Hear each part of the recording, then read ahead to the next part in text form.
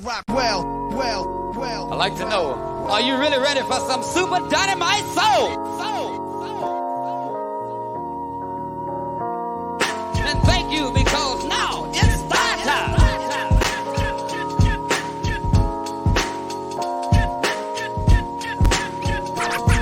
Rockwell.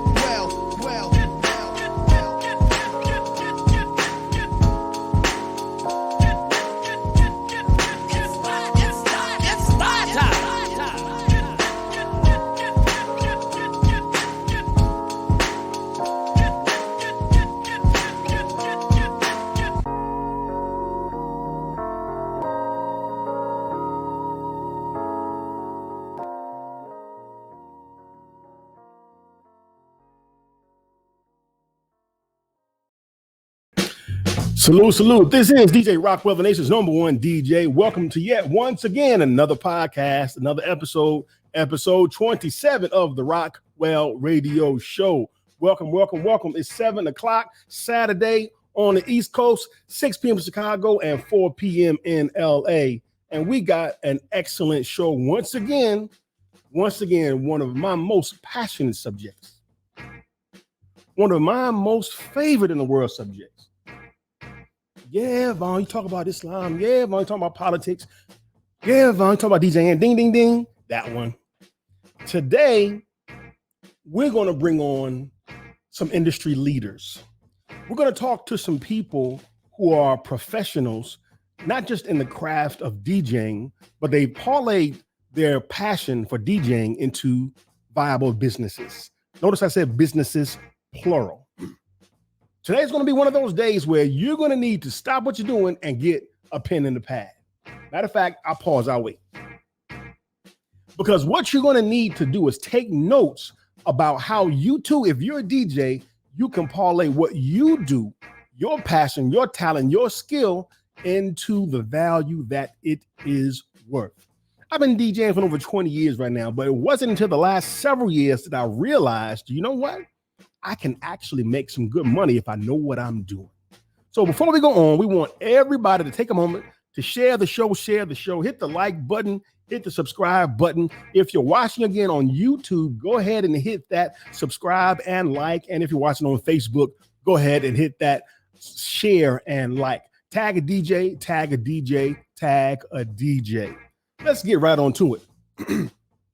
My guest today, two brothers, beautiful brothers, have the honor of knowing them for just a few years, but they've been humble, sharing, inviting everything that they know they have made available to their little brother. And I could not be more humbled and not be more grateful. Our first guest, I can't say enough good about. This brother, originally out of Winston-Salem, North Carolina, veteran tour DJ, the tour DJ for people that you know, people like our brother, the king of swing himself, the king of New Jack Swing, Teddy Riley. He is the tour DJ for Black Street and Guy, a veteran radio DJ in North Carolina. He is also the owner of a production company called Swift Entertainment and Event Productions. Please welcome, for the first time on the Rockwell Radio Show, my brother and yours, my man, DJ Swift. Big Swift. What's up, sir? There you go. How are you? Let me make sure I get my style together. Gotta make sure, anybody that knows you, they know that we can't talk to you properly unless we have the official towel. So I want to make sure. Am I good now? That's such an inside joke that only a few people gonna get that. Welcome to the show, my brother. Thank you for taking out of your time and your schedule to be with us. I appreciate the invite. Thank you so much, sir. We're not done. We've got another brother with us that I've had the pleasure to know, an honor to call him brother, who is no joke on the decks, but he's also no joke when it comes to this business of DJing. Did you know this brother, Swift, is originally out of Germany, lived all around the country, settled in Atlanta, family man, a good brother. This brother here veteran tour DJ, a reappearing DJ on the Tom Joyner Fantastic Voyage cruise, repeat DJ at the Essence Festival. He has stood on stage with some of the best DJs that you and I know. And I call him, and he may not refer to himself as this, but I call him an expert branding and marketing genius. Please welcome to the Rockwell Radio Show for the first time, my brother, DJ Genius. G. Welcome to the Rockwell Radio Show, sir. Oh, what's going on, man? What's going on? What up, Swift? What's up, Genius? What's happening with you, sir? Man, just trying to catch up with you. No, oh man! No, you know. Oh, we're gonna laugh today. I already know we're gonna laugh today. Taking a step back in life, you trying to catch up with me. Low self-esteem for yourself. You trying to be like me.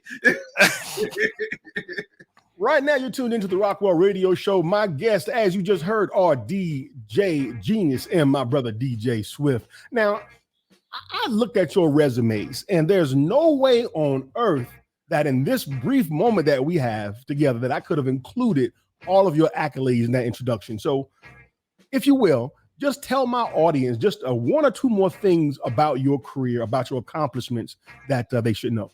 I'll start with Genius. Oh, okay. I guess in addition to what you said, like, I have been, honored to either be on tour with or just be on call for, other artists such as Genuine, Young Jock, people like that. Production is very close to my heart. I was an engineer before I was a DJ, and it's really one of the things that led me into it with that love of music. But then also through both of those things, and the clients that me and business partners that I had with Playdate, I've been honored to be able to build a branding and marketing company, out of it. So the thing is, it's been a lot. That's enough. It's just been a very blessed career, man, to be able to generate, the gigs that I want to do and the revenue that I want to make from just all my own personal efforts. All right, Swift, what could I have included but didn't in your introduction? Oh man, I think you pretty much, included everything. I've been, blessed to be able to tour, even outside of being with Teddy and Blackstreet and Guy, to be able to tour just as a DJ, to do parties in Australia and Germany. It's definitely been a blessing, and to be able to I started out as an audio engineer, so okay, you have that in common. To be able to convert that into a business offering that my company offers clients, along with a suite of other services. So it's just been a beautiful thing to be able to do what I love to do. Travel the world, get paid to do it. That's what counts. It's kind of the best of. I like to call it the best of three worlds. Come on, to do all of those things, and so I'm humble. So the reason that I thought of this show is first, let's shout out to the Atlanta DJ Zone. What's good? All my family in Atlanta DJ Zone. Yeah. Shout out to all the DJs in the zone, man. What are the other groups that we want to shout out real quick? The DJ groups. But Sunday City Cypher. DJ Day Out. DJ's Day Out. Yeah. All of them. So we're hoping that all of these groups will tune in and be watching this show. I thought this was a very needed dialogue, because in those groups, and again, I'll say, if you're watching and you're a DJ, tag a DJ. In those groups are multi-experienced, multi-level DJs. There's novices, there's intermediate, and there's pros. There's tour DJs, there's radio DJs, there's battle DJs. But one thing that we consistently see a lot of are people that use those forums to ask questions, and those, of course, are what the forums are for. But there seems to be a lack of business savvy for the DJ. We think if we can do the DJ Jazzy Jeff latest routine or imitate a DJ Scratch routine, we've made it. But this show is called The Business of DJing, to show them there's so much more than just being technically skilled. So having said that, let's dive in. Here's the first question. And by the way, these questions, some of them will be asked to you individually, and some will be asked to you both. But if you are not the person the question is directed to, but you have an answer you'd like to suggest, by all means, jump in and do so. So, brothers, here's the first question. And in fact, question one is for the both of you. Let's briefly get into your origin stories. It's a two-part question, bro. When did you fall in love with the craft that we call DJing? And at what point did you know that this thing could go from hobby to pro? I'll start with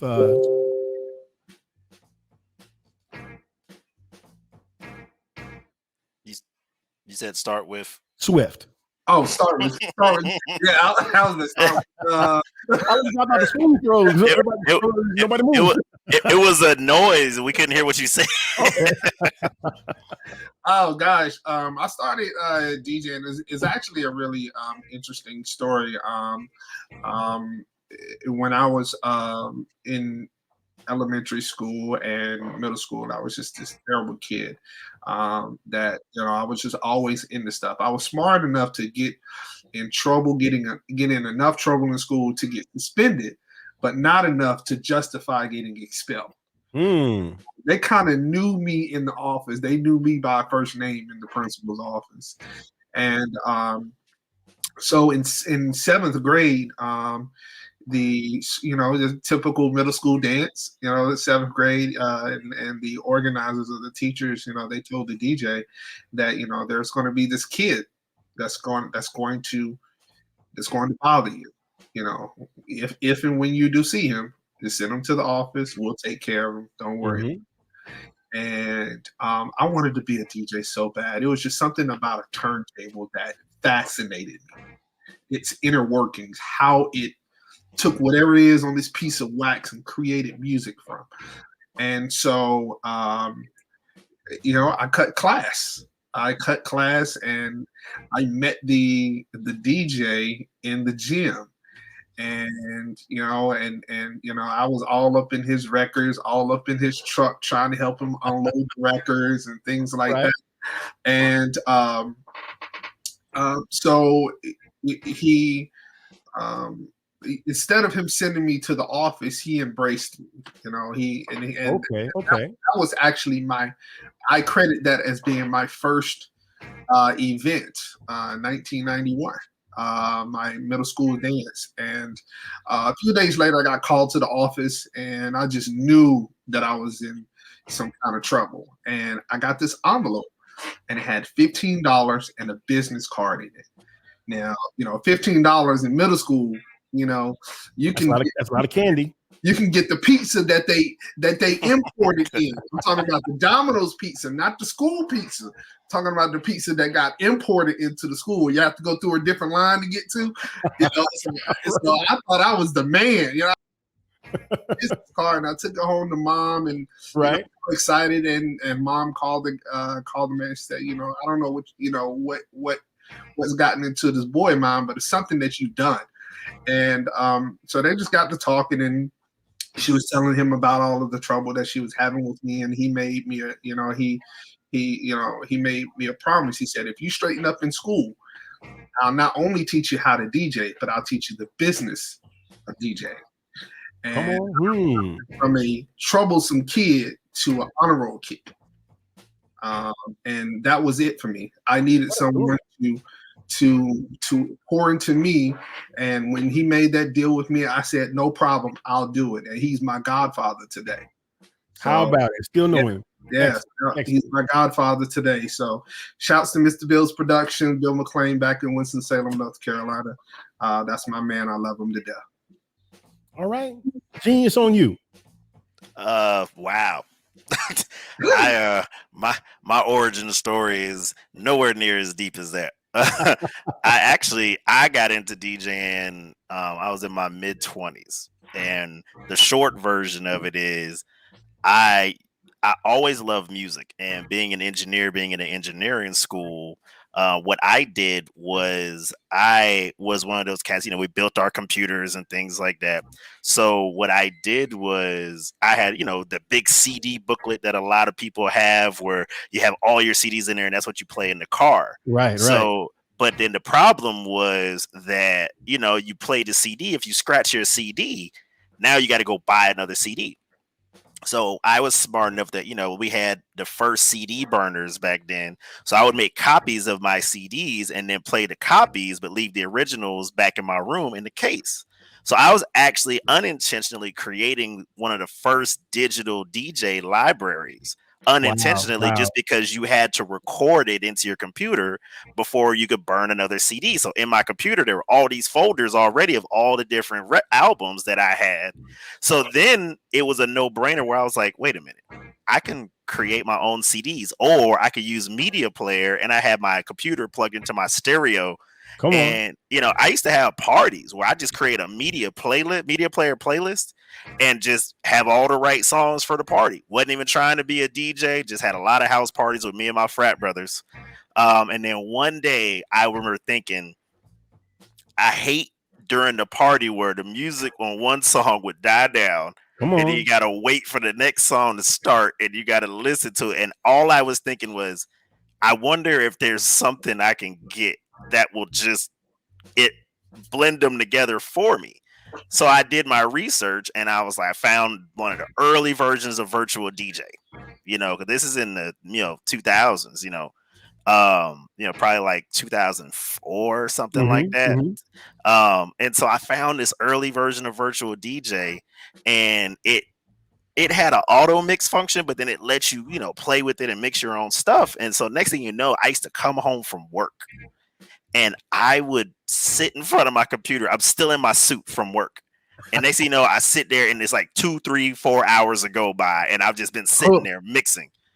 And so then I started doing my own house parties with a computer, not a laptop. I'm talking about big like a PC, a tower. And then I had a big old 21-inch, big booty monitor. And next thing you know, man, people come to my house parties. It's like, yo, can you come do our frat party? Can you come do our this? And I was like, yeah. And so, yeah, I'm like, I literally drug it out. Like, I drug out my entire computer. I had speakers from Radio Shack and an amp from Radio Shack, and it's like they were in my house, but then now here I am going out doing gigs. So next thing you know, I was like, you know what? If I'm going to do this, I want to do it right. So, I come from a musical background. My dad has between my dad and my mom, hundreds of records. I grew up in Germany, so I didn't have access to new music. So I grew up old school. I grew up on the music that they listened to. So I'm in the house because there was no, new radio stations there that had new music. I'm listening to whatever's on Armed Forces Network, which 90% of that was like country. Armed Forces Network was a thing? Yeah. And so I listened to the music in my parents' house. So I grew up with a love for old school just because that's all I had to listen to. But in any case, to fast forward, I literally saved up my money from the little gigs where I was getting $30, $40, $50 a gig, right? And bought turntables, bought vinyl, and I went backwards. So some people are like, hey, I started on vinyl and then I moved into the digital era. I started in the digital era but fell in love with it, so I decided, hey, I want to learn to do it like this. And so that's what was happening. I was literally like going backwards, and then next thing you know, man, just the blessing of how, and I guess we'll talk about it later, of just how I looked at DJing and stuff, man. It's like it took off from there. But that's the origin story, man. I remember it was a big deal when I saved up my money and spent $150 on a 20-inch flat screen, just because out of everything I had, the computer monitor was the heaviest thing. You was not playing, bro. Swift, did you hear that story? He was not playing at all. He's serious about it. Listen, you sometimes I think that's that's the business mindset. You kind of when you're taking the money that you're getting, and you're not taking that money, you're going to ball out. You're taking that money and you're reinvesting. Yeah. And we're definitely going to talk about cash handling in this business. Let's move on to question 2. Now, this question is also directed at each of you. It's a 2-part question, and one will be directed to each of you. Check this out. For the sake of this conversation, let's assume that there are 2 types of DJs that are watching this show tonight: noobs and intermediates. So I'm just going to spin the dial. I'm going to say question part 1 is for Swift, and question part 2 will be for Genius. Question part 1, besides practice, what advice would you give to a DJ that only has 1 year in the game that you wish somebody would have told you at that stage? Easy answer. Businessman first, DJ second.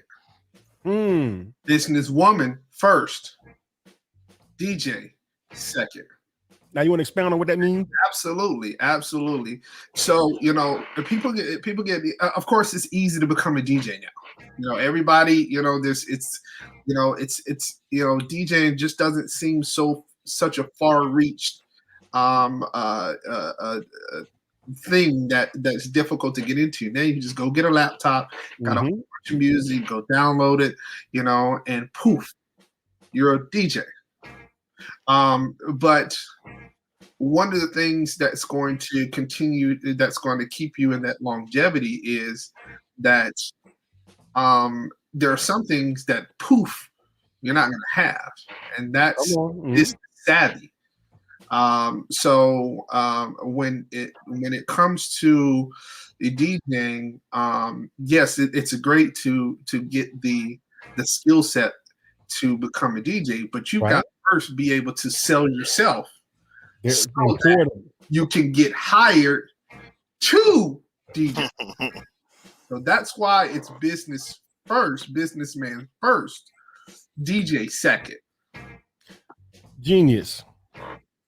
What do mid-level or intermediate DJs think they know that they most likely got all wrong?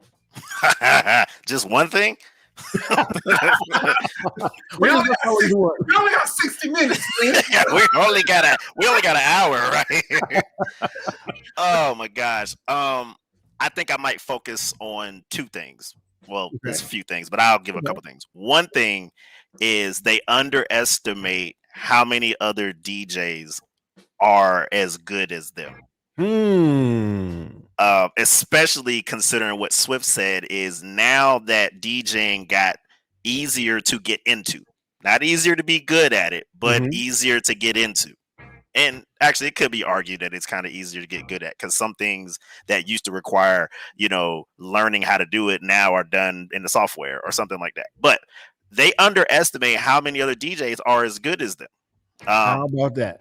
They really think, we're artists at heart. We are artists. We're artists at heart, and artists fundamentally believe that they are different and that what they're doing is unique. And like when you go back to what Swift said, being a businessman first, a businessman will recognize when there is competition in the market. If you open up a bakery, right? You know how close the next bakery is. You know what that other bakery is cooking. You know what they're baking. You know what their products are. You know all of that. DJs a lot of times forget that there is within a stone's throw of you probably 30 other DJs who are all equally as skilled as you because they can basically do the same thing you do. Absolutely correct. I'm glad you said it because that's market analysis. Yes.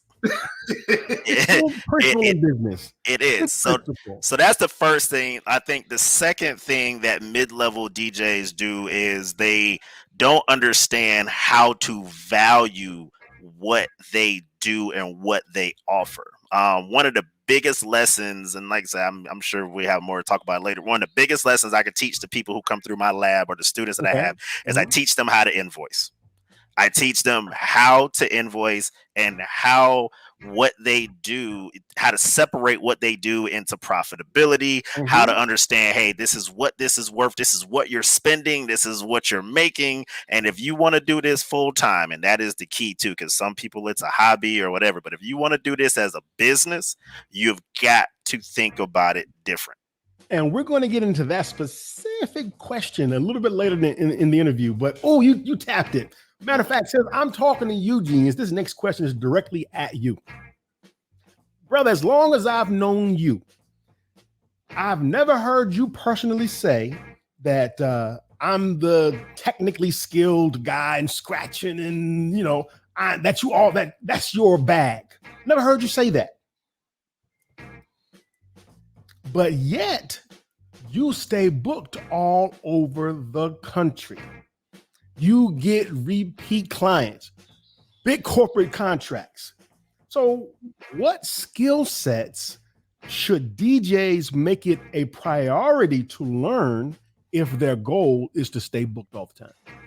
Okay. First and foremost, you're a DJ. If you're a chef, you got to know how to cook. Okay. That's just it. If you can't cook, then it doesn't matter what opportunities you can talk yourself into, you're going to lose them. So the thing is, it goes back to, like you said, practice.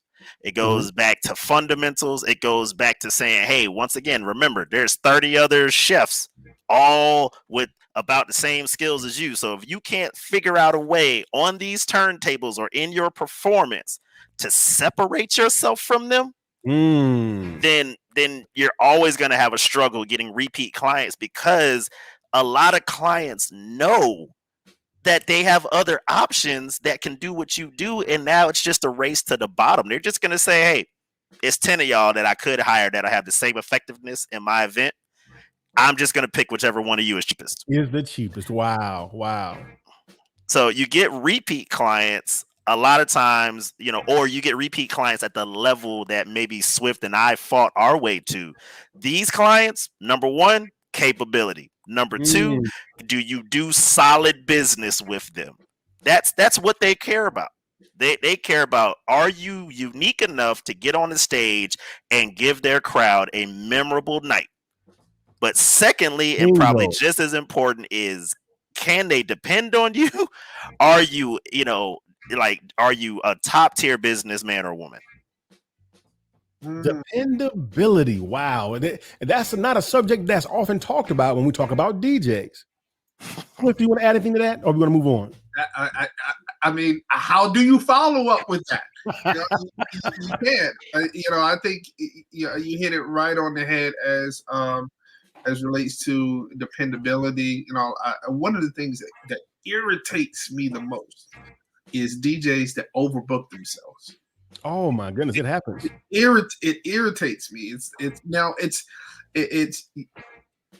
It puts yourself in a situation, and I get these calls weekly.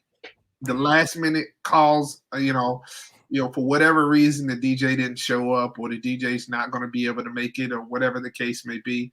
And that goes with your dependability. You should never be overbooking. You're one person. Right. How many events can you do? One. So stop trying to book 3 or 4 events and then try.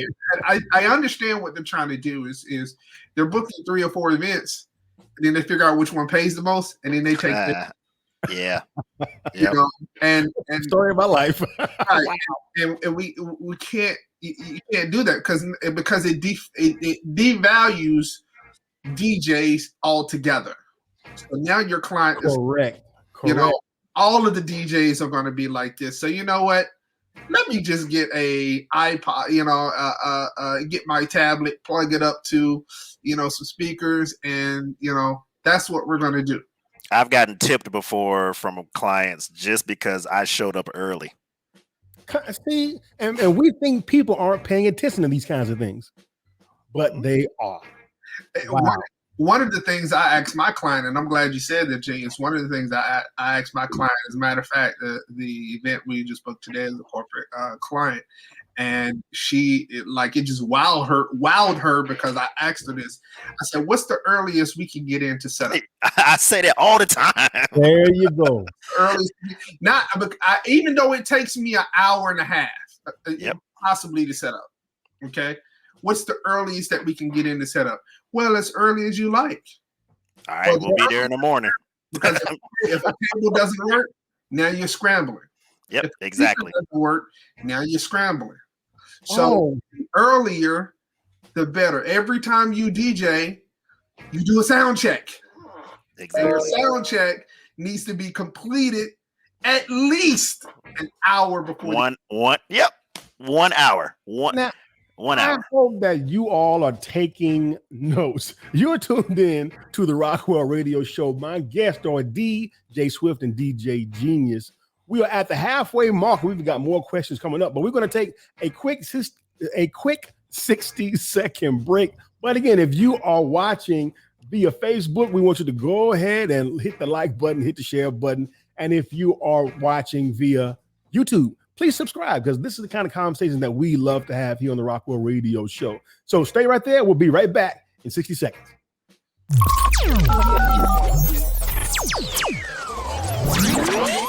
This is your brother Willie Muhammad, and I'm asking each and every one of you all to tune into the DJ Rockwell Show, live online.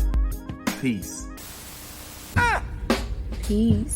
This is your sister Aisha, the mental resurrectionist, hailing out of Baltimore, Maryland. Listen, whenever I'm online, I always tune into the Rockwell Radio Show. It's that hype. It's that dopeness. And you should tune in too. Peace to my brothers David and DJ Rockwell for holding it down, locking it down, giving us those sounds. Love y'all. Peace. Assalamu alaikum. I'm Sister Latasha Muhammad, and when I'm online, I rock with the Rockwell Radio Show.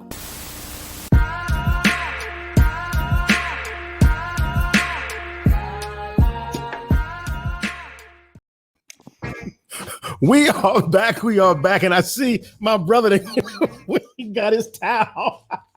Felt left out, man. Right. You Felt left out. Yeah, it's got to be here. Yeah, it's got to be right here too, like right here. So since y'all done went there, go ahead and tell the people the inside joke. So every time you see DJ Rockwell, especially DJ's Day Out, every time you see this cat, he has a towel, right? And it's got his name right here on the towel. Right here. Now listen, and it's always draped over his shoulder in the proper position. And it don't never move. It never moves. It don't matter if he's DJing, talking, laughing. It's right. It's perfect. I think he got like a Velcro under his shoulder or something. Right. And even though he's sweating, he does not use that towel. Yeah, no. Another towel because he's with his hand. Yeah, he'll wipe his hand. You ever see him wipe his face like with his hand, and the towel is right here, but he'll be like, "Yeah, man." So I'm just saying. It's like, sir, your towel. No, this not Rockwell. This ain't for wiping. Right, this ain't this ain't for wiping. I'm making a fashion statement. You are tuned into the Rockwell Radio Show. My guests are DJ Genius and DJ Swift, and the subject at hand today is this business of DJing. Let's resume with these questions. We left off. Where did we leave off? Okay, let's get with this one. This is going to be at Swift. So this one's for you. And of course, Genius, if you feel a place to jump in, by all means do so. Let's talk about tour life. As I stated, you serve as the tour DJ for the legendary King of New Jack Swing, Teddy Riley. I bumped into you just last year or so ago at a record store. And you talked about in that brief moment that we chatted about the degree of competitiveness that exists for spots like yours. So the question is this: What are some of the keys to getting that high profile gig in the first place, and more importantly, keeping it? The first thing is just understanding that a tour DJ is like football player playing for the NFL. Just because you can play well in high school, just because you was a great DJ in high school, you was a great DJ in college, does not ensure you a spot in the NFL. Tour DJs, even tour musicians, as a whole, it's a very, very, very, very, very small fraternity, if you will. And when you're in, you're in. But once you're out, you're out. Hello. Coming back. So in order to get in, it's, you know, I get that question all the time. You know, how did you get in? You know, what's the secret? You know, first of all, it's just being good at what you do. Number one, you've got to be good at what you do. Not just some you know, you just, you know, you can't be mediocre. You have to be good at what you do. And not only that, you have to be good to people. You know, you can't be a butthole. Like, you know, I don't walk around wearing what I do. I don't walk around displaying that. You know, I've got guy shirts, I've got Black Street shirts, it's got my name on it and all of that good stuff. And I don't walk around with that stuff. And now I'm proud of it. Please believe it. I'm proud of it. But I don't walk around, you know, broadcasting, you know, that kind of stuff. As humble as I am to be in that position, I understand that at some point in time, it will eventually end. I hope it never ends. Really do. I hope it never ends, because I am having a ball and a half. I finally got a chance to catch the set, the one that you all did live online. And I finally got a chance to see my brother do things. Live at Teddy's house. Right. That was dope. Yeah, live at Teddy's house. It was definitely a dope. That was actually right at the beginning of the pandemic. That was right when, and I remember flying out that day, and that was like right when things shut down. And you know, I'm not gonna you know, mention the city, but when I got into the city, it was just, the airport was empty. Wow. It was like me and the band were literally the only people walking through the airport. So it was just kind of a weird feeling, and we were the only people on the flight. It's like a flight that had like 4 people. The apocalypse. This is a really weird situation. But you know, I was just happy to, you know, have been able to be a part of, you know, of that. You know, I always like to say that and I tell Teddy this all the time, you know, I'm a fan first before anything. I'm a fan first. So if you are a fan first, then you can appreciate what it is to be in that position. DJs will give their right arm, musicians give their right arm, they'll sell their kids, you know, their wife, you know, they'll do whatever they can to have that spot. So I don't take it lightly. You know, I always shouts to DJ Shakim. I always whenever I have the opportunity, I always take the time to shout him out, because I mean, he created that situation for me. How about that? And who's our brother Shakim? What's good, Sha? Mr. Shakim, DJ Shakim. That's my brother. That's my mentor. And you know, he tells it to me. You know, he tell it to me like it is. You know, and you know, if I ever mess up, he has no problem telling me, you know, that I messed up. And I remember the first day was Thunder Valley, California, Thunder Valley Arena, my first event. That was in 2015. And Shakim and I were on the same show. He was with BB&D. He was with BB&D. Yeah, that group. and I was, of course, with Blackstreet. And Shakim walked up to me. He said, "Have a great show. Don't mess up." and walk away. So I'm real thankful for guys like Kim, DJ Mars. These are guys that really I could really go to and really get information on how to handle things if I ever have any questions. So again, it will not. I won't be doing this for the rest of it will eventually end. Whenever it does, I'm humbled to say that I've enjoyed every minute. You had a good run, right? And to be able to rock with other artists. I think Essence Festival it was one band for 10 artists. Wow. So we was on stage for like 2 hours. Wow. So to be able to your resume is just filled with a whole bunch of artists that you grew up listening to. It's to getting back into it, just be good at what you do. And that's key. That's crucial. But more importantly, be good to people. You can be great, but if you are a butthole, nobody wants to work with you. And your situation it will come and go. And I've seen people being sent home on a bus from LA. That's real. People, are you listening? Right, to be sent back to the East Coast on a bus from LA because I've seen it happen. I've seen it. Yeah, so and always be ready.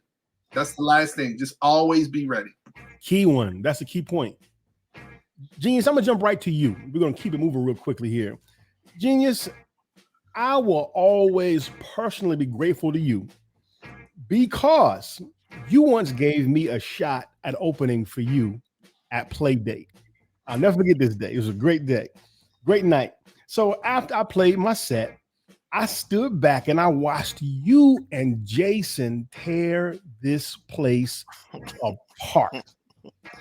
I'll never forget this night. I stood back taking notes after that set. Great night. So Playdate is a product of Timeless Brands, a company that you helped build. So here's the question. As it relates to DJs, what is branding and how does one use it as a tool to achieve their business objectives? Okay. Well, first, just to make sure that we keep things in line because it's going to be important. Timeless Brands is actually a result of Playdate. Okay. And so that's actually important to know because it's one of those things where like DJing led to me having a branding and marketing company, whereas Playdate as an entertainment concept led to Timeless Brands because Timeless Brands was born out of the abilities and the clients that Playdate started to generate. So I wanted to make sure that we understood that branding is it's a funny thing because it's not, when people hear it, they don't understand that anytime you step out there, anytime you put yourself on a stage, anytime you are performing, you're branding at that moment. And because one thing I tell a lot of DJs is branding can be a bad thing. Because if you get out there and you're dropping your drop every 18 seconds and stuff like that, but your performance is subpar, you are developing a brand. It's just not one that people like because they're going to remember that. And now you made sure that they're going to remember your name. Listen. So, so I'm like, your branding starts with the product that you're branding. Like Swift said, you got to be good at what you do. You got people right now want to jump the gun. They want to jump to doing what Swift and I do. I get the question all the time, and I'm sure Swift does too. People say, "Hey, can you put me on?" Or "Hey, I want you to put me on." Or "How do I get on with you?" Or "Hey, man, give a brother a shot." And the hard part sometimes is looking at somebody in their face, knowing that there's no way in the world they're ready for what they're asking for. But it's because of my perception of their brand. I'm like, dude, I know your brand. Your brand ain't ready for this yet. And I'm definitely not going to recommend you, because then that reflects on my brand that I spent a lot of time building. But, you know, I work hard so that my brand is always perceived to be bigger than it actually is. And it's not small, but at every stage of my branding, every stage of my career, people believe my brand is bigger than it is. Now, to what degree, you know, whatever. If it's a little bit bigger, back in the day, they might have been like, yo, we think he's here. And I'm like, yeah, you think so. But then they give me the shot. People who are looking for this would give me a shot because I sold them that my brand is there. Now, once they gave me the shot, however, I had to go in there and give them this, you know, and I had to know that I had the capability to deliver at this level, because you get this shot and you flub it, you know, then like Swift said, once you out, that client is not going to come back and give you a recommendation. Anybody that saw you, because high profile gigs have high profile visibility, which means if say that again. So high profile gigs have high profile visibility. The industry talks. It's smaller than you think. People who are at, you know, a Teddy Riley concert, right, and they hear DJ Swift, there's people in that crowd that can book at that level.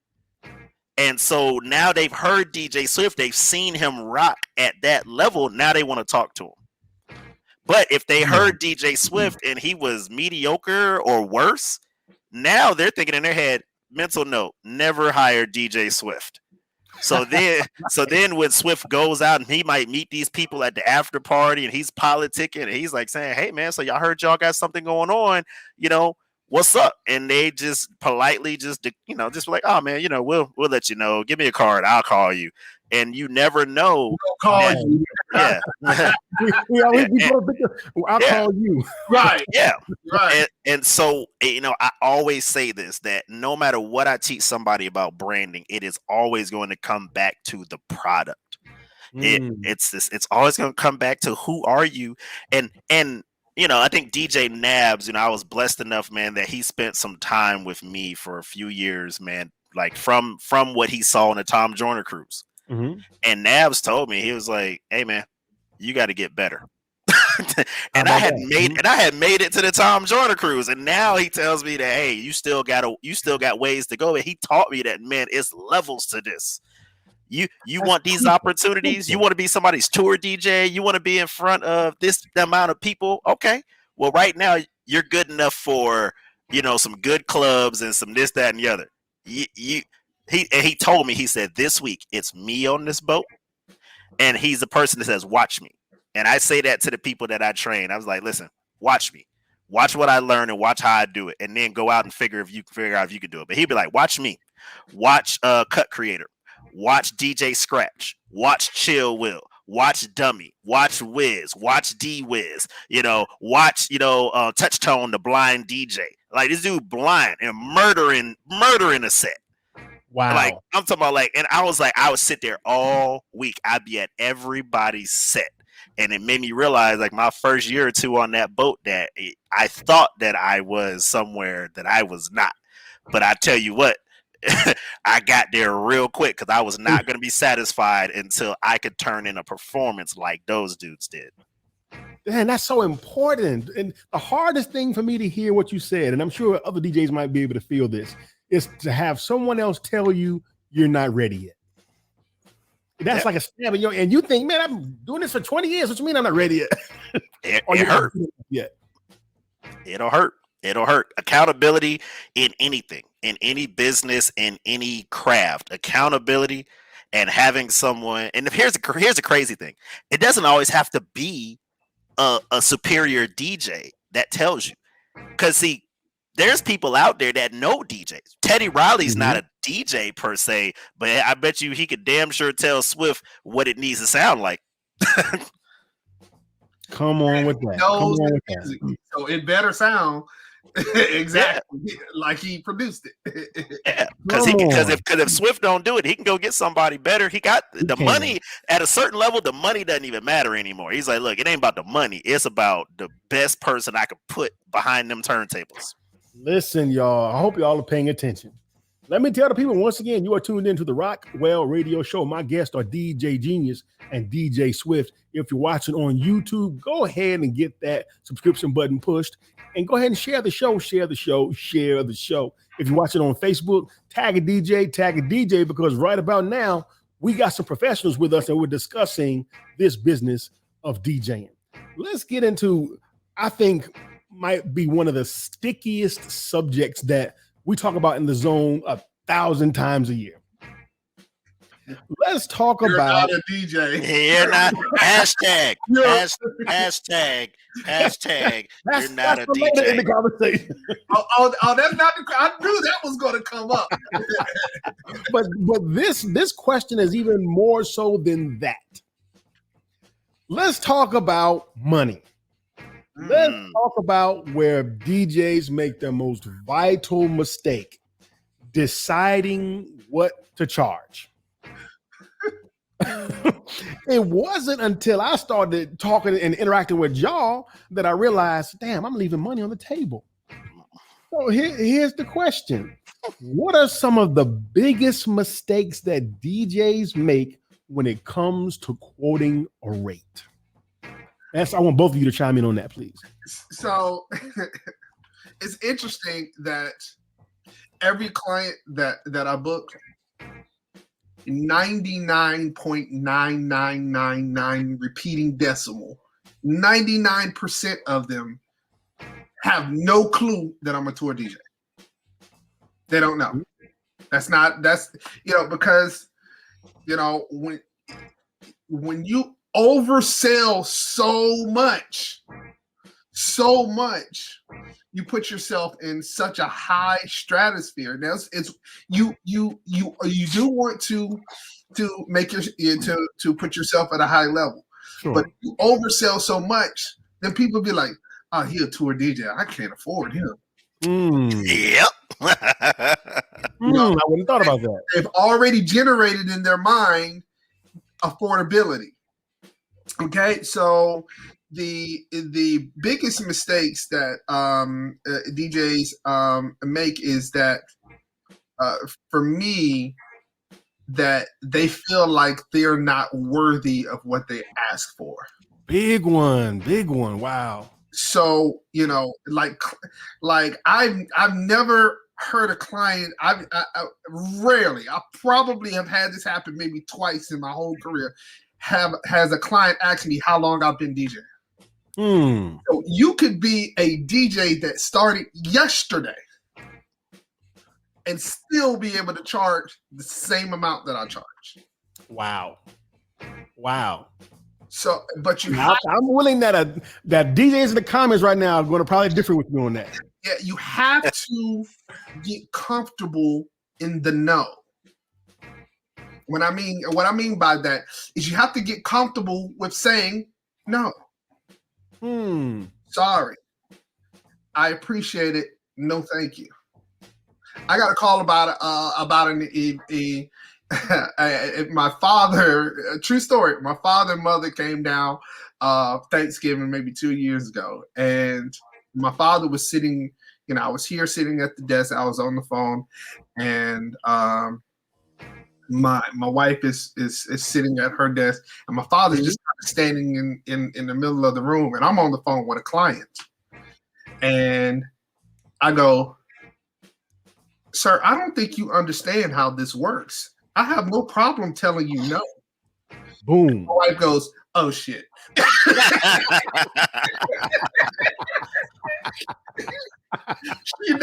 She knew exactly where this is getting ready to go. And my father, he was like, "Why did you say that?" And yes, it is true that every dollar is not your dollar, but you have to be comfortable with saying, "No, sir, no, thank you. That's not how we do business." Number one, and number two, that's not what we charge. I can't accept that. And the power of no. the power of no. But because no equals no money, then now everything becomes a yes. Mm-hmm. And if you have to take everything that's given to you just so that you can pay your bills, then DJing full time is not for you. At least not right now. Say that again. Say that again. At least not right now. You will get there. But once you start having to take everything that's given to you, because I got to pay a light bill, or I got to pay my car payment, or baby needs shoes, I need to eat or something like that, then DJing is not for you. So find something that's going to supplement DJing until DJing becomes your main source. Go drive Uber and Lyft if you have to, so that your schedule is free to be able to do those events. That's real. But you have got to supplement DJing until DJing becomes your primary source of income. Once that happens, then you can get rid of those other things. Yep. Wow. Wow. Great answer. And on top of that, you have to be able to offer something more than just DJing. We're coming to that. We are definitely coming to that. Genius. What are some common mistakes that DJs make when pricing? And I was Swift hit it on the head, man. One of the things is stop. I call it. I'm like, don't DJ hungry. Wow. Because if you're DJing to feed yourself, especially in the beginning, you're going to make bad deals, and that bad deals are going to determine your value to a client. Once a client has a perception of your value, it is very hard to get them to increase what they pay you if you're going to do the same thing. So one of the biggest lessons I do, and I know that Rockwell, we had this conversation about invoicing. Yes. And it's this. If a client asks you how much you cost and you tell them I cost $500, okay, when they see an invoice, that invoice should not reflect $500. That invoice should reflect $750 of value, and then you put on there a discount down to what you're accepting. Then that way, when the client and you put on there, hey, this is a first time client discount. Yes. Then when that client, now you got to go out once again and perform. You got to perform like it should have been $750. But then when the client says, you're awesome, I need to get you back for another event, then all you're having a conversation with is not an increase in pay, simply a reduction in the discount. It's no different than any other business. I use DSW in shoes. I'm like, if a woman or, guys who like shoes, whatever, it could be DSW, it could be Foot Locker. They send you a coupon that says shoes are 80% off this week. Guess what you're going to do? You're going to buy shoes, whether you need shoes or not. You're going to buy shoes. So they're 80% off. Boom. But if next week they send you a coupon that says shoes 50% off, you're still going to buy shoes because they still half off. You're like, hey, it's not as big of a discount, but I'm still going to get the same product at less than what I should have paid. So now when I had a first-time client discount and I came in and I murdered it and you want me back, now I'm like, hey, I don't have the first-time client discount anymore, but I do have a repeat client discount.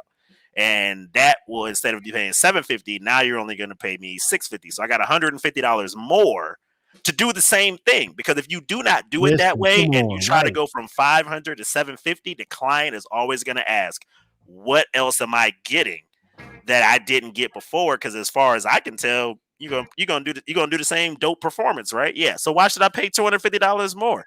And now you got to have that conversation. That conversation is a tough conversation. And if you think it's hard, it's a hard conversation at $150 to $300. Try going from $2,000 to $3,000. I'm like, it's like the same performance. Yeah, for the same performance. I'm like, so that is a big mistake. I mean, I learned it. I was taught that. And it's like, once I started implementing that, finances changed greatly in how I was able to make more money over time to do the same thing. Because if you always have to do more to get paid more, then you're going to get to a point where you exhaust yourself, because you're going to be out there, DJing and playing the tambourine, under one arm, and you're going to be doing this, and you're going to be taking pictures, and you're going to be setting up a photo booth, all just so you can get a few $100 more, when you could have got those few $100 more had you invoiced properly in the beginning. Wow, you are tuned into the Rockwell Radio Show, and DJ Genius and DJ Swift are dropping bombs about how that you can excel in this business of not music, but in the business of DJing. We are almost out of time. Wow, man, this hour went so fast, but I knew it would. So I want to before we move on, because I think you that I word keeps coming up, invoicing. So I want to touch quickly on invoicing. Mm-hmm. Your invoice should not say DJ services, whatever the amount is, $500. It should not. Speakers, amount. Yep. Amounts. Yep. DJ services, amount. Delivery and pickup, amount. Yep. Tech for setting up and tearing down. Even if you're the only person that's working, absolutely, somebody's got to set it up. Somebody's got to tear it down. Yep. So explain the why. I think what you're talking about is called itemization, correct? Itemization. Yes. So explain the why behind that theory. So when you are billing like that, number one, the client knows exactly what they're getting. So they don't have to ask, well, what do I get with this? They know exactly my invoices, and the client has no idea what an EBETX is. Nope. Right. No idea. Right. All they're going to do is look it up and realize how expensive one of them is. Right. So when I'm billing for that, then they know that this is why it costs so much. But you have one line item that says DJ services $500 or production services, $4,000. Then the client doesn't know what it is that they're getting for that amount. It's an economic decision that they have to make. Now that's number one. The second thing is that when it comes after all is said and done, and you've done the event, that DJ services line, that's what you pay yourself. Oh, stop it. They're not ready for this part of the conversation. They're not ready for this. Let me go ahead and hit this round of applause with that one right there. They're not ready. They're not ready for that, Swift. That's advanced business. That's not 101. That's like 103. That's 103. Yeah. Did y'all hear that? I hope y'all got that part down on paper. When I figured that out, it blew my mind that you're billing for all of these things, but all of that money is not for you to go ball out with. Nope. Everything that I have in my company, I own. I'm not making payments on or whatever the case may be. I own it because every event that I do, a portion of it I pay myself, which is that line item that says DJ services. Yep. That's what I pay myself, either all of that or most of it. Everything else that I've billed for, that goes back into the business. So that if my speaker goes bad, that line item that I billed for speaker, all of those events that I did that I kept billing the line item for speaker, now I have money in the bank to get that speaker fixed or to upgrade. Yep. Or I can go in and say, have I made my money back on particular speaker? Listen, I hope y'all paying attention. See, paying attention. You digging into the advanced stuff, man, and understand you have to when your business is really rocking, or you really want to start, controlling your profit margins and even knowing what a profit margin is to understand that you build your invoice as if anybody could be the DJ and you own the business. See, I'm Gary Brooks. I book out DJ Genius. DJ Genius is a product.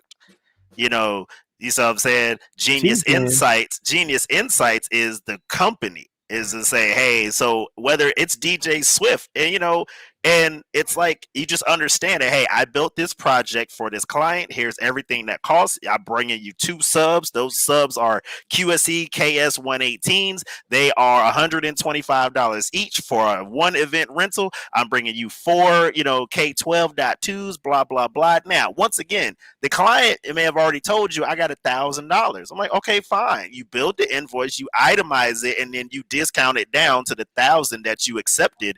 But then you have to discount down everything, even including the DJ services, so that your business grows and you're able to now say, hey, when something happens, I don't have to pull it out of the Gary Brooks bank account. I pull it out of the DJ Genius bank account, and at the end of the year, after I pay taxes and all that stuff, at the end of the year, then you say, well, what's left in the DJ Genius bank account? And then I may take 60% of that and give Gary Brooks a bonus. Man. And then, because I'm like, hey, well, how much do I need to leave in this account for foreseeable expenses, for foreseeable unforeseen things and all that? Then I can say, all right, I can take out 60%. But if it ain't a lot in there, I'm like, hey, I might only take out 15% this year. I might say, hey, whatever, because I have to keep a minimum of X, Y, and Z. So this is advanced stuff, because I know like a lot of you, we're just trying to get you to learn how to make an invoice in general. But if we had to give you some advanced nuggets for later on down the road, is understand the business of, like Rockwell has said this is the business of DJing, and it is the difference between people who are very successful and people who are talented but struggling. You are tuned into the Rockwell Radio Show. We have reached the end of the show. Oh my God! Please make some noise for DJ Genius and DJ Swift. We have got to do a part 2 and 3 and 5. And 5. Let's make a whole curriculum out of it. I have to skip at least 4 questions, but I want to squeeze in one more if you all will allow me. Absolutely. Now, on a previous episode, I had the pleasure of interviewing some of my DJ heroes. DJ Trife, who happens to be the tour DJ for Nelly out of St. Louis. My man DJ Charlie Chan, also out of St. Louis, who happens to be the tour DJ for Run DMC. And of course, the last 2 you all know very well are our brothers DJ Shot Kim and DJ JC. I asked them a very important question, and I want to play a clip of that question, and then I want to ask you all that same question when we come back. Let's watch this clip.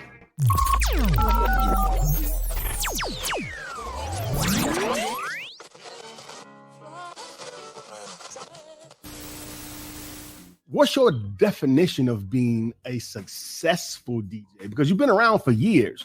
Is the idea longevity as a success? What's success to y'all? We'll start with Charlie and come back around again. All right. Well, for me, it was definitely longevity and being able to, I guess, accomplish all the things I wanted to do. Like, I wanted to be a tour DJ. I got to do that. I wanted to get booked out of town. I did that. I wanted to be dope, be on radio. I did that. I mean, and I just wanted to be in the conversation. Like, this right here is success to me, because I want to be in the conversation when you talk about DJs. So no matter who you bring up, I want my name to be known. No doubt. I just want to echo everything Charlie said as far as success. I think the longevity is probably the biggest thing, but also, the respect. As far as just being a successful DJ, I feel this is what I feel. I feel that as long as you get to do exactly what you love to do for a living, you are successful. From spinning, my very first record, in '84, I didn't think that this would be something that would take me all over the world multiple times, that would have me on major radio stations for years, being able to teach this art form to people. Shout out to my folks at Scratch DJ Academy and all that. You just couldn't have told me in 1984 that the love for putting 2 records together is something that would allow me to accomplish a lot of things, do things for my family and, myself.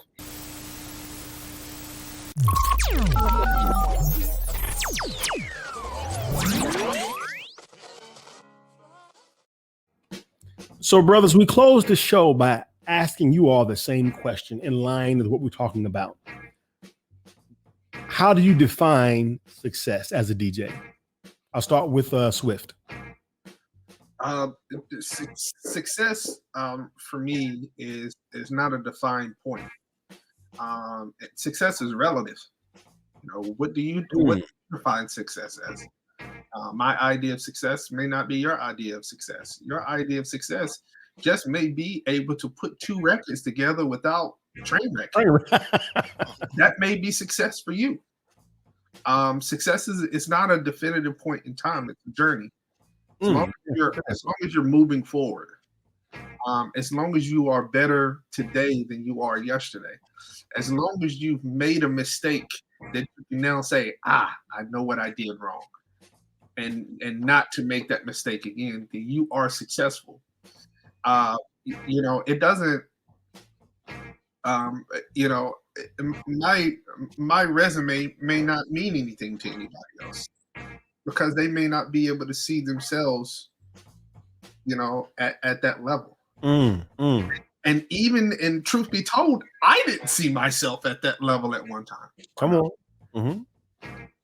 So and it's funny. I used to walk around like I'm like to prove that I'm a good DJ was to battle somebody. Right. To battle somebody. And I remember this one DJ told me in North Carolina, he says, after you get through standing on your head, and scratching with your feet and your nose and backflips and all of that, once you get through doing all of that, I'm going to have you to take me to the airport. How about that? And how about that? That hurt. So it made me realize that everybody's not going to get to a specific area. Everybody's not going to be a tour DJ. Everybody's not going to be on radio. Everybody's not going to be able to travel the world. Mm-hmm. Everybody's not going to be able to just even get booked out of their own city. But whatever it is that you're able to do, if you are better today than you were even 5 minutes ago. Come on, right. If you are better as a DJ now than you were an hour and 12 minutes ago, then you are successful. My idea of success for you is not defined by what I think of you. It's defined by what you think of yourself. Crucial. Excellent answer. Genius, you got the final word, sir. To me, success as a DJ is, do you have the capability to go out and perform, and perform could be in your bedroom. Like, it's just to say, can you do the things that you want to do? And if success shouldn't be easy to get to, it never is for anything. It doesn't matter what it is you want to do, whatever somebody considers, like Swift said, whatever your definition of success in any endeavor is, that the part of that makes you happy is when you can do it. When you can do it and you say, hey, I want to be able to do blank, and that will make me happy. Then the thing is what are you doing to get to that point so that thing will make you happy? DJing is a love for me. I tell people all the time, if DJing stopped paying, I would go back to being an engineer and everything else, and I would still DJ for free. Because I love doing it that much. I'm like, I don't care. Like, I've done plenty of free gigs and stuff like that. Now, it's still possible to get me to do one every now and again. Just depends on what it's for. Right. You catch me at the right day and the right motivation and stuff like that. If or it's the right purpose, then I will come out and DJ for the love. Okay, You know? well, if that be the case, then listen. My son is getting ready to graduate. The right motivation and the right. I'm glad you put that out there. My son's getting ready to graduate, and yeah.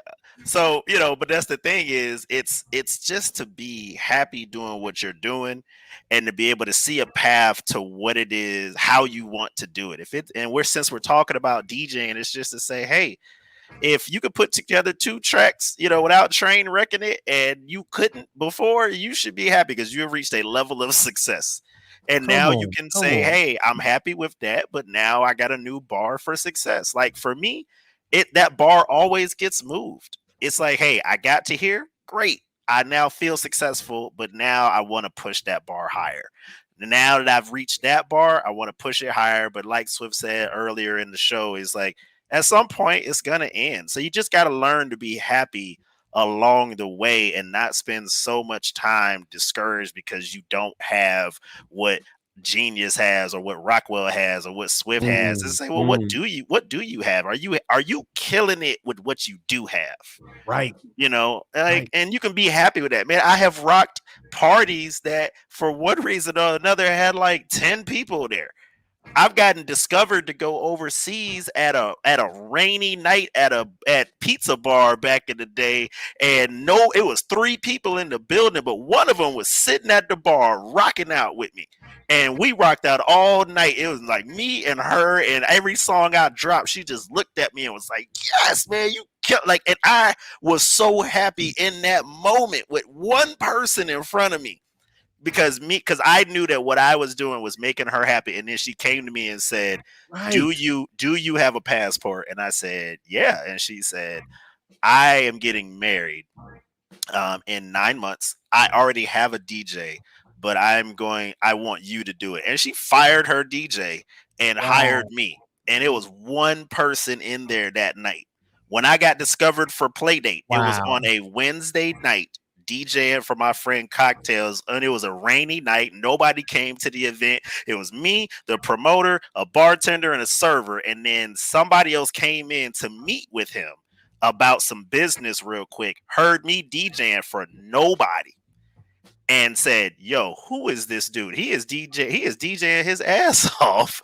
Like, and then they came over to give me their card, and that was how I got in with Playdate, which is how I got into Tom Joyner Cruise and Essence Festival, and all this other stuff came from me just being happy DJing for me. Brother, can I say one additional thing? Sure. I think you touched on it, Genius. Success is not easy. It's not. If success was easy, then everybody would be successful. But you have to get out of being comfortable. Consistency is the foundation of mediocrity.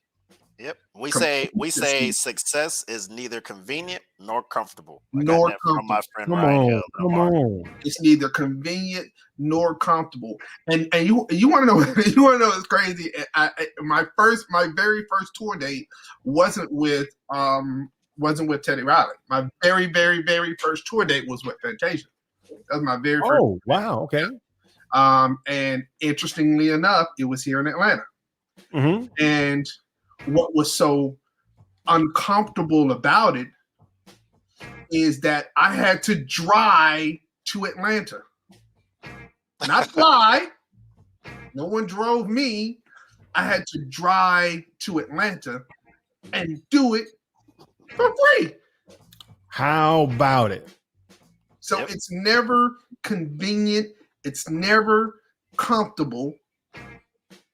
But in order to be successful at whatever it is that you're trying to do, you got to do it. There's a price. Wow. You got to be willing to pay the price. I'll say this and we'll wrap this up. Dougie Fresh, I heard once say, and Genius, you just bore witness to this truth. You got to give them 100%, whether it's one person in the room or 1,000 people in the room. Because you don't know who that one person is. Yep. That testimony you just gave is absolutely brilliant. So, brothers, we have to. Can I please invite y'all back for part 2? Because that's good questions on this list. I'd be mad if you don't. Right. There's got to be a part 2. So, brothers, I thank you. I thank you for sharing of your time, sharing of your experience, sharing of your wisdom, sharing of your passion, and helping people who don't know or didn't know an hour ago what they know now. I thank you. We got to close it out like that. Yeah. Oh, hold on. Let me see. All right, man. Salute. Where your towel at, Rockwell? Where your towel at, Rockwell? Right. Yeah. Where your towel at? Where your towel? We know it ain't far. We know it ain't far. Thank you so much. Genius. Tell the people how they can reach you, sir. DJ Genius ATL on all social media, DJ Genius Live on Facebook, DJGeniusATL.com. So it's all the same. I kept it simple. Go ahead. And Swift, how can they reach you, sir? Thanks, y'all. On Instagram at DJ Swift NC, like North Carolina. Shouts to the home base, North Carolina.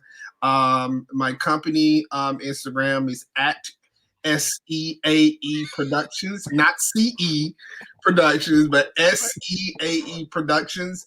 Our company website, www.seaeproductions.com. Brothers, salute. I appreciate y'all. You've been tuned in to what is now probably one of my favorite episodes of the Rockwell Radio Show with DJ Swift and DJ Genius. Please look for them for a part 2. If you have any questions about what you heard that you want to see addressed in part 2, write them down in the comment section. We want to know how we can make part 2 even better. So, brothers, thank y'all. And you've been tuned in to the Rockwell Radio Show. We will see y'all next week. We are out of here. Peace. Peace. I'd like to know, are you really ready for some super dynamite soul?